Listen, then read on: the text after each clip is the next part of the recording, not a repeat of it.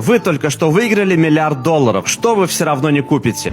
Дорогие продукты, покрытые пищевым золотом. Упоминание пищевого золота все время заставляет меня вспомнить эту забавную семейную историю. Много лет назад моя мама совершила ошибку во время нашего отдыха на курорте. Она взяла нас с сестрой в роскошный ресторан. Она думала, что мы ее не подведем, поскольку сестра была уже подростком, а я студенткой университета. Какая же это была ошибка. Нам было позволено заказывать из меню все, что мы только захотим, лишь бы это было по разумной цене. Вместо полноценного обеда моя сестра заказала себе огромный, я имею в виду просто гигантский кусок шоколадного торта, на котором, как оказалось, было несколько золотых стружек. Короче, уплетаем мы свою еду, как вдруг мимо нас проходит пожилая женщина. По виду она была на крайней стадии ожирения. Она посмотрела в глаза моей сестре, у той весь рот был в шоколадном торте, наклонилась к столу и сказала ей шепотом, но достаточно громко: «Если продолжишь так есть, то когда-нибудь станешь похожа на меня». Сестра, пытаясь безуспешно сдержать свое удивление и смех, тут же выплюнула свой недоеденный шоколадный торт на мою тарелку. А я, видя все это, выплюнула воду, которую пила в тот момент. На столе был полный хаос. Шоколад, несколько золотых крупинок и разлитая повсюду вода. Бедной маме было так за нас стыдно. К тому времени, когда мы с сестрой успокоились, та женщина уже ушла. С тех пор прошло 10 с лишним лет. И вот только недавно наша мама наконец набралась смелости и снова повела нас в дорогое шикарное заведение.